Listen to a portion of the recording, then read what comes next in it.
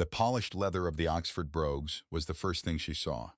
They were sitting on the slate-gray welcome mat, just to the left of the door, placed with a casual neatness that suggested an owner accustomed to being a guest in fine homes. They were not Julian's shoes. Julian's were always kicked off, scattered in the hallway with the careless abandon of a man who believed someone else would always be there to tidy up his messes. These shoes, a deep, lustrous cordovan, hand-stitched and worth more than her first car, were an intrusion, a declaration. Alara stood on her own porch, the key trembling almost imperceptibly in her hand. For 5 years, 3 months, and 12 days, this door had represented the end of her marathon. It was the finish line she crossed every night, usually long after the moon had claimed the sky, after a day that had bled into the next. 70 hours a week, sometimes more, poured into the foundation of her husband's family business, Sterling Homes. She was the chief architect, the silent engine, the woman whose blueprints became the monuments to Julian's ambition. He was the face. She was the scaffolding, essential but meant to be dismantled and forgotten once the structure was complete. The air was cool, carrying the scent of impending rain and the sweet perfume of the jasmine climbing the trellis beside the porch. A normal evening, or what should have been. She was home early, a rare indulgence. The final renderings for the Kensington Tower project had been approved ahead of schedule, a small miracle of efficiency that had earned her a 4-hour reprieve. She had imagined a quiet evening, perhaps a shared bottle of wine with Julian if he wasn't entertaining clients.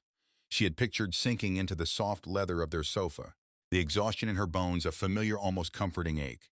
Instead, she was looking at a stranger's shoes. Inside, a low murmur of laughter drifted through the thick oak of the door. A man's laugh, deep and confident, followed by Julian's higher, more performative chuckle. The sound was intimate, conspiratorial. It was the sound of a world she was not a part of, happening in a home she had paid for with her time, her talent, and her soul. A cold, clean clarity washed over her, displacing the shock. It wasn't the searing, chaotic heat of betrayal she might have expected. It was something quieter, more profound. It was the feeling of a final screw being tightened into place, completing a machine that had been under construction for a very long time. Julian thought he was building an empire. He had no idea she was the one who owned the land, held the deeds, and had designed a fortress all her own, right under his nose. He saw the dutiful, overworked wife. He was blind to the patient, methodical strategist who had been planning for this exact moment, or a moment like it, since the very first crack appeared in their foundation. Within the hour, Julian's carefully constructed world would begin to unravel. The empire he thought was his would be revealed as a house of cards, and the woman he saw as a mere asset would be revealed as the one holding the deed to his ruin. He was about to learn the fundamental difference between building a house and owning the home. If you've ever poured your heart and soul into something, only to feel unseen and unappreciated, you know the quiet fire that was burning in Alara's chest. It's a feeling that demands justice. We love hearing from you, so take a moment to let us know in the comments where you're watching from today. Now, let's step inside and see this house of cards come tumbling down. 5 years earlier, the world had felt full of architectural promise. Alara Sterling, then Alara Vance, had married Julian Sterling in a lavish ceremony that felt more like a corporate merger than a union of two hearts. He was the handsome, charismatic heir to Sterling Homes, a construction dynasty that had dominated the city's skyline for 3 generations. She was a rising star from a top university, an architect with a vision that was both innovative and deeply human. Her portfolio was a testament to her belief that buildings were not just structures, but spaces that shaped lives. She designed with light, with flow, with a sense of community. Julian had been captivated by her brilliance, or so she'd thought. He spoke of partnership, of building a legacy together. "With my business sense and your talent, we'll be unstoppable," he'd said on their honeymoon, the turquoise waters of the Maldives reflecting in his confident eyes. "You'll be the soul of Sterling Homes." The first sign that soul was synonymous with uncredited labor came at a family dinner a month after they returned. It was held at the sprawling Sterling estate, a place of cold marble and ancestral portraits that watched with disapproving eyes. Julian's mother, Matilda Sterling, was the family's matriarch, a woman whose compliments were as carefully rationed as her smiles. She had asked to see Alora's pre-marriage portfolio, the work that had won her scholarships and accolades. Alora, eager to connect, had brought the heavy leather-bound case. She laid it open on the mahogany dining table, revealing sketches of community centers powered by solar energy, low-income housing designed with dignity, and a library that curved like a breaking wave. These were her heart projects, the essence of her architectural philosophy. Matilda had flipped through the pages with a bejeweled finger, her expression unreadable. Julian stood beside her, a proud smile fixed on his face. After a long dismissive silence, Matilda had closed the portfolio with a soft thud that echoed in the cavernous room. "How very quaint, my dear," she'd said, her voice laced with a condescension as sharp and cold as ice. "Your passion is admirable. But at Sterling Homes, we build monuments to success, not to sentiment. You'll have to learn the difference." Valera's gaze had flown to Julian, expecting him to defend her, to explain that her sentiment was what made her designs revolutionary. She expected him to be her partner. Instead, he had simply squeezed his mother's shoulder and laughed. "Don't worry, Mother, I'll get her up to speed. She's a quick study." In that moment, standing in the opulent dining room, Alara felt the first hairline fracture in the foundation of their marriage. It was a tiny, almost invisible crack, but she knew from her profession that the smallest structural flaw left unaddressed could bring down the mightiest tower. She had smiled, a polite, empty gesture, and thanked Matilda for her advice. But inside, a quiet decision was made. A switch was flipped. That night, she couldn't sleep. While Julian snored softly beside her, oblivious, she slipped out of bed and went to her study. The moon cast long shadows across her drafting table. She sat there not in anger but in cold, calculating focus. He had promised her a partnership, but it was clear she was to be an employee, and an undervalued one at that. He wanted her talent but not her vision. He wanted her name attached to his but not on the cornerstone of a building. She opened her laptop. The screen's glow illuminated her determined face. She spent 3 hours researching corporate law, tax structures, and business registration. By the time the first hint of dawn touched the sky, she had registered a new company. It was a shell corporation, an anonymous LLC with a name that was a quiet act of defiance.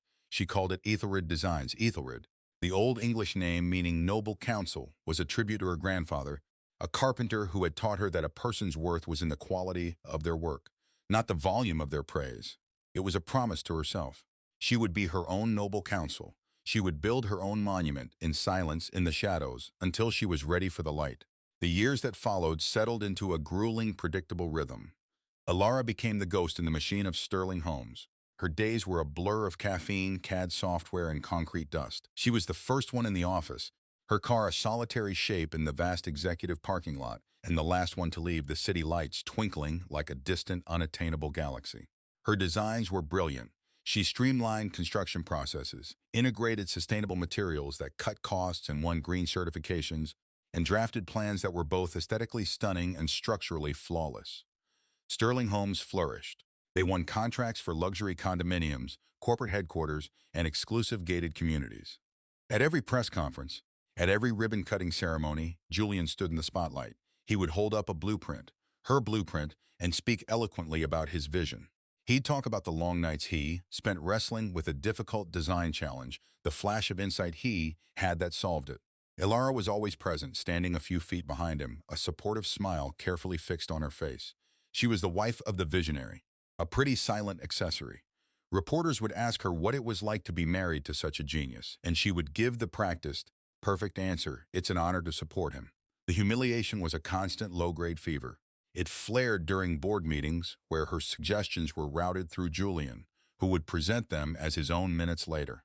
It burned at company parties where partners would praise Julian for a specific design element, a cantilevered balcony, a clever use of natural light, that Alara had agonized over for weeks.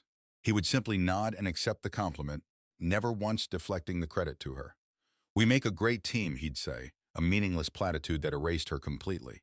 The most cutting moments often came in social settings, disguised as jokes. At a dinner party with several of their wealthy friends, the host, a banker named Richard, had raised a glass to Julian. "To Julian Sterling, the man reshaping our city's skyline. I don't know how you do it, old friend." Julian, basking in the glow of adoration, had slung an arm around Alara's shoulders. "I couldn't do it without my secret weapon here," he'd said. And for a fleeting second, Alara's heart had lifted. He was finally going to acknowledge her. "Alara's real talent is managing my schedule and making sure my coffee is hot. Isn't that right, darling?" The table erupted in laughter. Alara felt the heat rise in her cheeks, a tide of shame and fury. She forced a smile, the muscles in her face aching with the effort. She saw the pitying glances from the other wives, the smug satisfaction on Julian's face. He wasn't just taking credit for her work. He was actively diminishing her, reducing her from a brilliant architect to a glorified personal assistant in front of their peers. Each of these slights, each casual erasure of her identity, was meticulously catalogued in her mind. They were not just wounds, they were data points. They were the fuel for Ethelred Designs. In the slivers of time she carved out for herself, between 2 and 5 a.m., on flights to out-of-state site visits, during lonely weekends when Julian was networking on the golf course, she was not Alara Sterling, the supportive wife. She was the founder and CEO of Ethelred. She started small, taking on anonymous freelance contracts through online platforms. A kitchen remodel in another state. A structural consultation for a small firm in Europe. A landscape design for a tech millionaire in California. The work was her sanctuary. It was where her ideas were her own, her name, or at least her company's name, was on the final product. Every payment received was a small act of rebellion. She funneled a portion of her Sterling Homes salary, the allowance Julian so generously provided her, directly into Ethelred's business account. It wasn't much at first, but she was patient. She invested in the best design software, in market research, in building a secure remote infrastructure.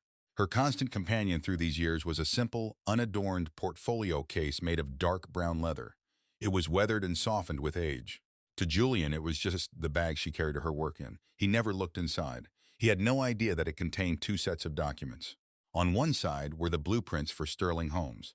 On the other, nestled in a hidden compartment, were the corporate papers for Ethelred Designs, the growing list of its private clients, and the master business plan. That portfolio was her symbolic armor. Touching the worn leather during a particularly demeaning meeting was a silent reminder of her true purpose, her secret strength. It was the physical manifestation of her dual life, a promise of a future reckoning he could not even begin to imagine. The first signs of trouble at Sterling Homes appeared not as a sudden crash, but as a slow creeping decay, like dry rot in an old house. For years, the company had thrived on its reputation and Julian's aggressive networking. They built big, they built expensive, and they relied on their established name to win contracts.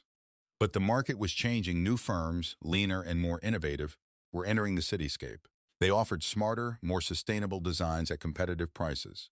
Sterling Homes, with its bloated overhead and outdated methods, began to lose bids. First a small one, a boutique hotel project, then a larger one, a corporate campus for a new tech company. Julian, who had never faced a true professional challenge in his life, did not react with strategy. He reacted with anger. His frustration, like a toxic spill, seeped into every corner of their lives. The pressure mounted, and his casual condescension towards Alara curdled into open contempt. He saw the company's failures as a reflection of his own inadequacy, and he projected that shame onto the most convenient target, his wife. The breaking point came during their bid for the prestigious Riverfront Plaza development. It was a complex, high-stakes project, and Alara had poured hundreds of hours into the proposal. She had developed a groundbreaking multi-use design that integrated public green spaces with commercial and residential units, a concept far more advanced than Sterling's usual monolithic towers. She knew it was a winning design. One evening, she found Julian in their home office, staring at her blueprints, his face a mask of thunder. "This is it?" he'd snapped, his voice dripping with disdain. "This is the best you can do? It's weak, Alara. It's sentimental. Green spaces? Who cares about that? We need something that screams power, that looks expensive." "The Planning Commission cares, Julian," she'd replied, her voice calm and even, a stark contrast to his rising hysteria. "Sustainability and community integration are key criteria in the city's new development charter. This design meets all of them."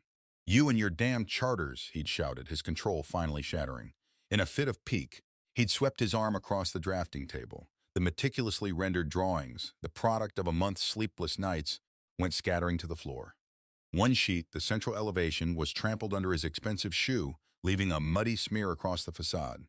"This is why we're losing. Your work is uninspired. It has no soul." The irony of the accusation was so bitter it almost made her laugh. He was accusing her of the very thing he had systematically tried to crush. She didn't react. She didn't yell or cry. She simply knelt, her movements deliberate and graceful, and began to gather the scattered pages. The crinkle of the paper was the only sound in the room. Julian stood over her, breathing heavily, expecting a fight or perhaps tears. He was met with a silence so profound, so unnervingly calm, that it seemed to unnerve him. As she picked up the last drawing, her fingers tracing the muddy footprint on her design, she looked up at him. Her eyes were not filled with hurt, but with an unnerving clarity, like a geologist examining a rock specimen. The omniscient narrator in her mind was cool and analytical. "Itemize the damage," it said. "One set of A1 blueprints, replaceable. One display of unprofessional rage, noted. One final confirmation that he is incapable of seeing value beyond a price tag, confirmed." To him, this was a tantrum. To her, it was the final piece of evidence submitted to the court of her own judgment. He thought he was asserting his dominance. In reality, he was signing his own demolition order. She had seen all she needed to see. The time for quiet preparation was almost over. The time for action was approaching. While Sterling Homes was beginning its slow, undignified decline, Ethelred Designs was executing a silent, meteoric rise. Operating under a cloak of corporate anonymity, Alara's firm was everything Sterling was not: agile, innovative, and ruthlessly efficient. She had handpicked a small, dedicated team of brilliant young architects and engineers from around the world. They worked remotely, connected by secure servers and a shared passion for groundbreaking design. None of them had ever met her in person. To them, she was simply AE, the enigmatic visionary founder who communicated through encrypted video calls, her face always obscured by shadow. Ethelred became the ghost haunting the city's construction industry. They began by winning the projects Sterling Homes deemed too small or insignificant. They redesigned a public library, turning it into a vibrant community hub. They built a small, carbon-neutral office building that won national acclaim. Their work was their reputation. They never advertised. They didn't need to. Word of mouth spread through the industry like wildfire. Their designs were elegant, their budgets were precise, and their projects were consistently delivered ahead of schedule. The irony was exquisite. Julian would often come home complaining about a lost contract, fuming about some new aggressive firm that had underbid them. "This Ethelred Designs," he'd rant, pacing their living room. "Who the hell are they? They came out of nowhere, and they're snatching up everything." Their proposal for the tech campus was, I have to admit, it was brilliant, annoyingly so. Alara would sit on the sofa, sipping her tea, and offer placid, sympathetic murmurs. "That does sound frustrating, dear." All the while, the annoyingly brilliant proposal he was lamenting was saved on the encrypted hard drive in her leather portfolio, resting on the cushion right beside her. Her masterpiece, the project she had been working towards for 5 years, was the city's new landmark initiative, the Phoenix Project. It was a massive urban renewal undertaking designed to revitalize the city's blighted industrial district. It was the largest and most prestigious contract the city had offered in a generation. For Sterling Homes, it was a lifeline. Winning it would solve their financial woes and restore their tarnished reputation. Losing it would mean certain bankruptcy. The final decision rested with the City Planning Commission, a notoriously rigorous body headed by a man named Marcus Thorne. Thorne was a formidable figure, an urban theorist with a purist zeal for architecture. He was known to be immune to the usual schmoozing and backroom deals that Julian excelled at. He cared about one thing and one thing only: the quality of the design. For months, Julian had been obsessed with winning over Marcus Thorne. He'd invited him to exclusive dinners, sent him ludicrously expensive bottles of scotch, and tried to find any angle of influence. Thorne had remained professionally distant, unimpressed. Alara knew that the Phoenix Project would be the final battlefield. It was here that Ethelred Designs would step out of the shadows.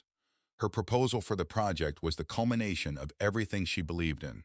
It was a breathtaking, multifaceted design featuring self-sustaining residential towers, integrated public transport, and a central park that utilized reclaimed rainwater. It was not just a development, it was a living ecosystem. It was the monument Matilda Sterling had said she could never build. It was a monument to sentiment, and it was going to change the face of the city. The day she came home early and saw the Cordovan shoes on her doorstep, the final proposal for the Phoenix Project was complete. It was nestled securely in her portfolio. She knew whose shoes they were before she even had to guess. Julian, in a last desperate act, had managed to lure the one man he couldn't impress into their home. He was making his final clumsy play, and in doing so, he had handed Alara the perfect stage for her final act. The catalyst wasn't just a lover, he was the key to everything. The car's engine ticked softly as it cooled in the driveway. Alara sat in the driver's seat, the leather of the steering wheel cool beneath her hands. The house stood before her, its windows glowing with a warm, inviting light that felt like a profound lie. Inside, her husband was betraying her, not just with another person, but with the very principles of integrity she held dear. He was using their home, the space she had curated and cared for, as a venue for his corruption. Her first instinct was a primal urge to storm in, to confront, to unleash the torrent of righteous fury that was churning beneath her calm exterior. She imagined the scene, the shouting, the shattered glass, the ugly, satisfying release of years of pent-up rage. But that was Julian's way. It was messy, chaotic, and ultimately powerless. It was the way different. It was the way of an architect. It was about precision, structure, and ensuring the foundation was sound before erecting the walls. Rage was a fire that burned out quickly. Justice needed to be built to last. She took a deep, steadying breath, her gaze fixed on the front door. Laughter from within had subsided, replaced by the low, earnest murmur of Julian's voice, the sound of a salesman closing a deal. He was trying to bribe Marcus Thorne. He was likely using some of her preliminary concepts for the Phoenix Project, stolen from her computer, and passing them off as his own last-minute flashes of brilliance. The audacity of it was breathtaking.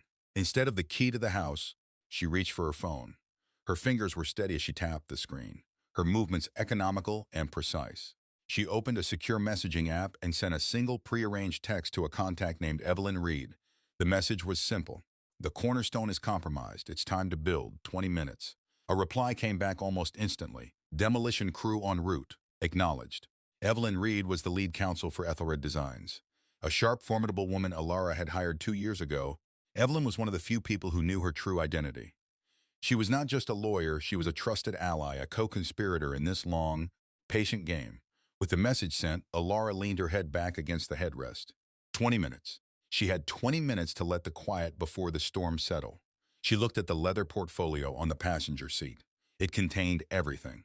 The irrefutable proof of her ownership of Ethelred, the meticulously documented timeline of her work, and the final, glorious proposal for the Phoenix Project. It was her weapon, her shield, and her declaration of independence, all bound in worn leather. She thought of Julian. She pictured him in the living room, leaning forward, his face animated with false sincerity, a glass of expensive whiskey in his hand. He would be charming, persuasive, completely confident in his power to manipulate the world to his will. He believed he was the master of his universe, the king in his castle. He had no concept of the tectonic shift that was about to occur beneath his feet. He couldn't see it because he had never bothered to look at the foundations. He had never bothered to look at her. The minutes ticked by. The sky deepened to a bruised purple. A single light rain began to fall, pattering softly on the windshield. It felt like a cleansing. As the 20th minute approached, Alara felt a profound sense of peace settle over her. The anger was gone, replaced by a steely resolve.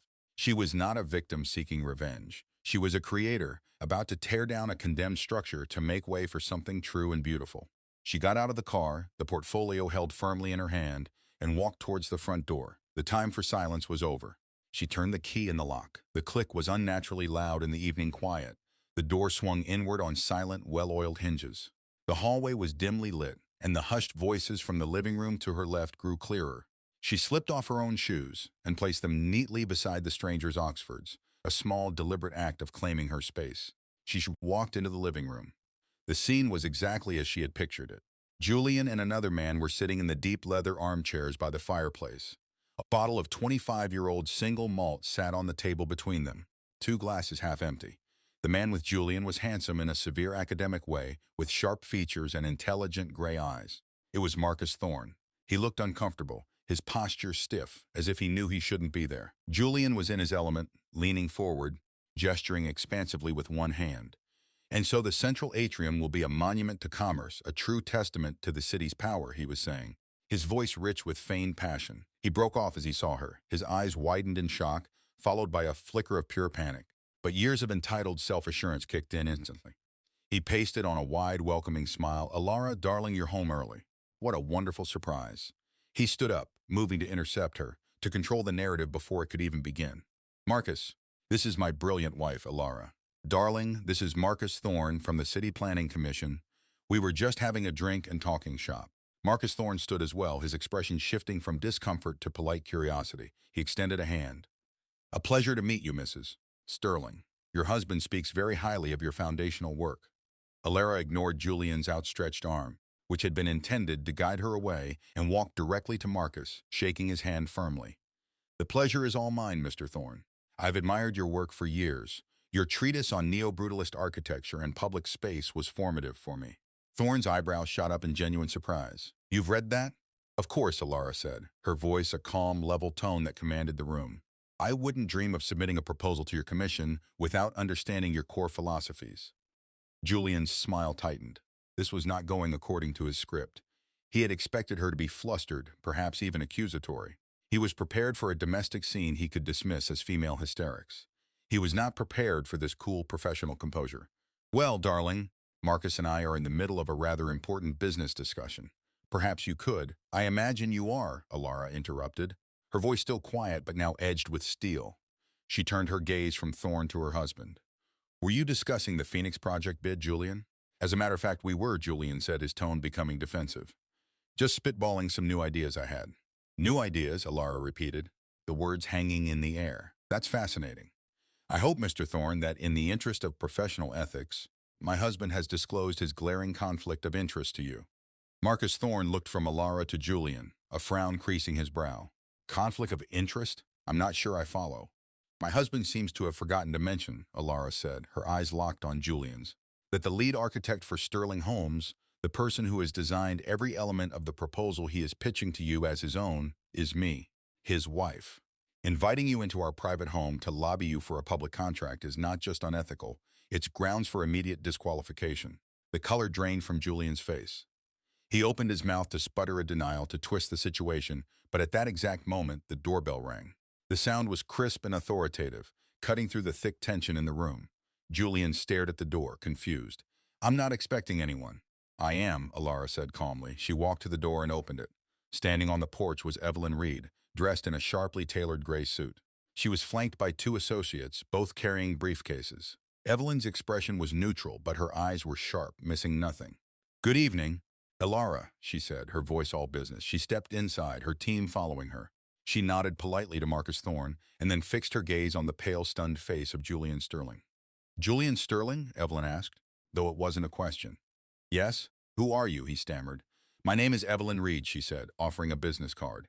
I am the chief legal counsel for Ethelred Designs. Julian stared at the card and then burst into a short, incredulous laugh. The tension had broken him, and he was grasping for absurdity. Ethelred Designs? You've got to be kidding me. The vultures themselves. What in God's name are you doing in my house? Did you follow Mr. Thorne here? Not at all, Evelyn said smoothly. I was invited. By my client. Julian's confused gaze shifted to Alara, who had remained silent by the door. A slow, dawning horror began to creep into his eyes, but the reality was still too vast, too impossible for him to comprehend. What does this have to do with my wife? This was the moment. The culmination of 5 years of silence. Alara stepped forward, placing her worn leather portfolio on the grand coffee table. The sound it made as it landed was soft, but it carried the weight of a judge's gavel. With deliberate, unhurried movements, she unfastened the clasps. She did not pull out blueprints. Instead, she drew out a sheaf of documents. The first was a certificate of incorporation from the state, bearing a gold seal. Ethelred Designs was incorporated 5 years ago, she said. Her voice clear and resonant in the suddenly silent room. She slid the document across the table towards Julian. Next, she produced a series of letters and certificates. These are the architectural awards Ethelred has won over the past 3 years. The National Prize for Sustainable Infrastructure, the Civic Innovation Medal, the International Gold Standard for Urban Planning. Each one she named, she placed on the table, creating a growing display of accolades.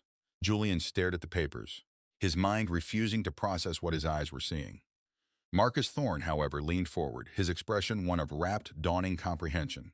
He recognized the awards. He knew the prestige they carried. Finally, Alara drew out a thick, beautifully bound proposal. The cover bore a simple, elegant logo, a stylized A that resembled the gables of a house. Below it, the title read, The Phoenix Project, a proposal for a living city. She opened it to the first page, which showed a breathtaking rendering of the revitalized district, a vision so bold and beautiful it made Sterling Homes' proposal look like a child's block tower.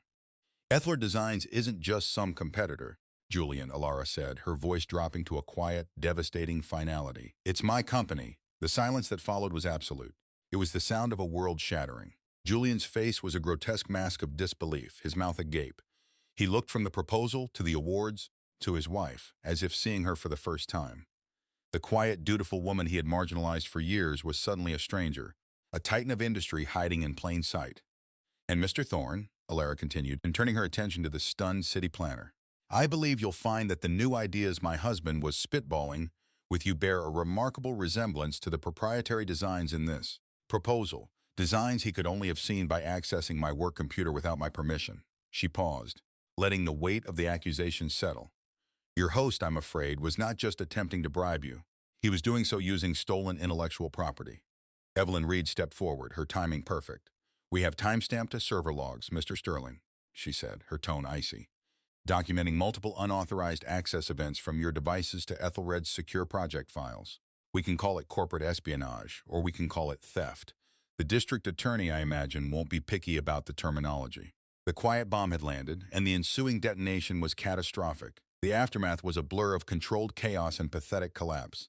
Marcus Thorne, a man whose entire career was built on a reputation for unimpeachable integrity, was the first to react. He stood up, his face pale with fury, not at Alara but at Julian. "I have been compromised," he said, his voice shaking with restrained rage. "My presence here, under these circumstances, it's indefensible." He looked at Julian with utter disgust. "The Sterling Homes bid for the Phoenix Project is hereby nullified. You will be hearing from the city's Ethics Commission."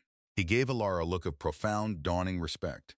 "And to you, the principal of Ethelred Designs, I look forward to reviewing your proposal under official and far more appropriate circumstances." With that, he turned and strode out of the house, a man fleeing a toxic contamination site. Julian, his shield of arrogance shattered, finally crumbled. The collapse was not dignified. It was a rapid descent through the stages of grief, played out in real time. First, denial. "This is a joke. A sick, elaborate joke. Alara, tell them you're lying," he pleaded, his voice cracking. When she simply met his gaze with a look of cold pity, he shifted to rage. You did this behind my back for 5 years? In my own house?" He lunged towards the table as if to destroy the evidence of her success, but one of Evelyn's associates, a large, impassive man, moved to block his path with silent, imposing efficiency. Finally, he devolved into pathetic bargaining. "Alara, baby, please," he whimpered, his voice dissolving into a sob. "We can fix this. We're a team, remember? Sterling and Sterling, we can merge the companies. We'll be bigger than ever. Just call this off." It was at this moment that the front door opened again. Matilda Sterling swept in, perfectly coiffed and radiating imperious authority. A panicked Julian had evidently called his mother, his lifelong rescuer. "Julian, what is this nonsense you were screaming over the phone?" she began, then stopped short, taking in the scene. Her son, a weeping mess. Alara, standing calm and composed, and 3 strangers in severe business suits. "Alara, what is the meaning of this?" Matilda demanded, her default setting being to blame the outsider. "What have you done?" "What I have done, Matilda," Alara replied, her voice devoid of its former deference, "is build a successful company. What your son has done is attempt to defraud the city and steal my intellectual property. He has destroyed the legacy you are so proud of." Matilda looked at her, aghast. "You will not speak to me that way. You are a Sterling." "Not for much longer," Alara said coolly. She turned to her lawyer. "Evelyn, the terms." Evelyn Reed stepped forward, placing a thick document on the table in front of Julian. "These are divorce papers, Mr. Sterling. Ms. Vance is filing on grounds of infidelity and financial fraud." Julian flinched at the use of her maiden name. "She is not seeking alimony. She is, however, claiming full and exclusive ownership of all assets derived from her intellectual property.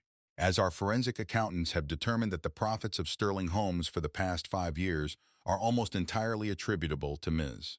Vance's uncredited architectural work that constitutes 92% of the company's current valuation, all associated properties, and liquid assets."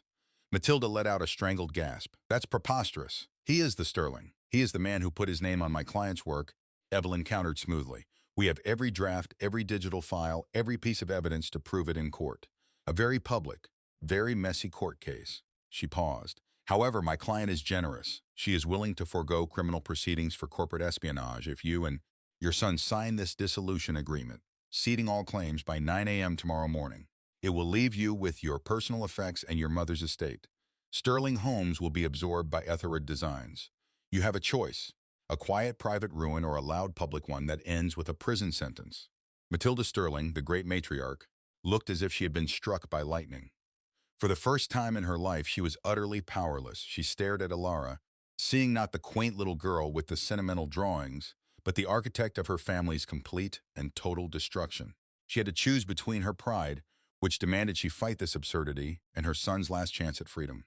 The choice was clear, and the bitterness of it was a poison she would have to swallow for the rest of her life. The silent enabler had been called to account, and the price was everything. The 6 months that followed were a period of methodical deconstruction and triumphant creation.